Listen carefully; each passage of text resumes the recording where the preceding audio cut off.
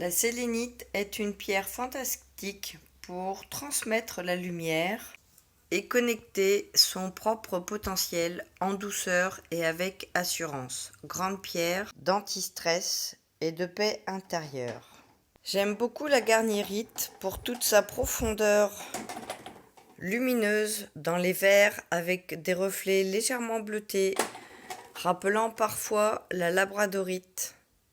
C'est une pierre d'abondance qui permet de guérir les blessures du cœur et ouvrir des nouvelles portes vers son cœur. Le bleu profond de la lapis lazuli nous amène à connecter la paix intérieure et la paix du mental. Grande pierre de guérison, elle est considérée comme le médecin de l'âme pour les traditions égyptiennes. À l'intérieur, elle contient de la pyrite, ce qui permet de connecter notre divinité en toute stabilité. L'obsidienne œil céleste est une grande pierre de protection qui nous guide dans notre propre perception et vers notre lumière. On peut aussi la retrouver en obsidienne dorée, connectant la divinité, et aussi en obsidienne chamane, qui fait la différence par rapport à sa couleur très variée et à son côté chamoiré.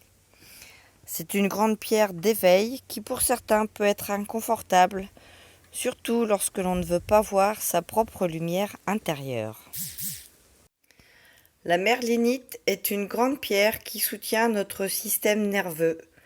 Comme vous pouvez voir, tout un tas de ramifications qui permettent d'accélérer nos connexions. Cette pierre est très douce et en fait aussi une grande pierre de méditation.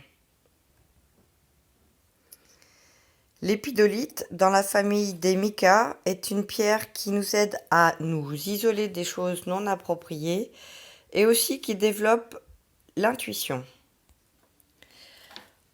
Le jaspe polychrome nous permet de faire des voyages à l'intérieur de nous, des voyages dans notre multidimensionnalité, avec la capacité de nous ancrer. C'est le genre de pierre où il faut inventer la vie qui va avec. Poêle verte, très douce et pour rassurer le cœur, avec sa voisine, la septaria, pierre qui nous soutient pour reco-créer avec soi-même dans l'ancrage, la transformation et la clarté. Elle aide aussi à transformer des choses dont nous n'avons pas besoin, du fait de sa capacité à se fossiliser et à changer d'état.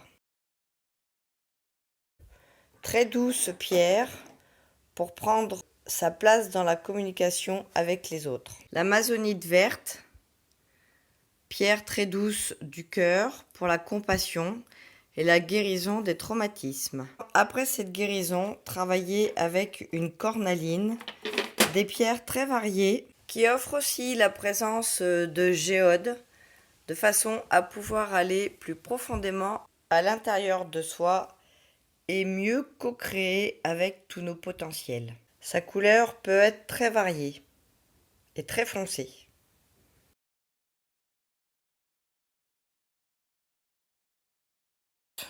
Sur la terre comme au ciel, les énergies d'en haut sont comme les énergies d'en bas.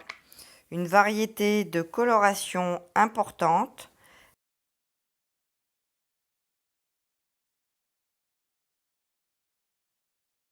La fluorite structure la pensée, c'est la pierre des scientifiques.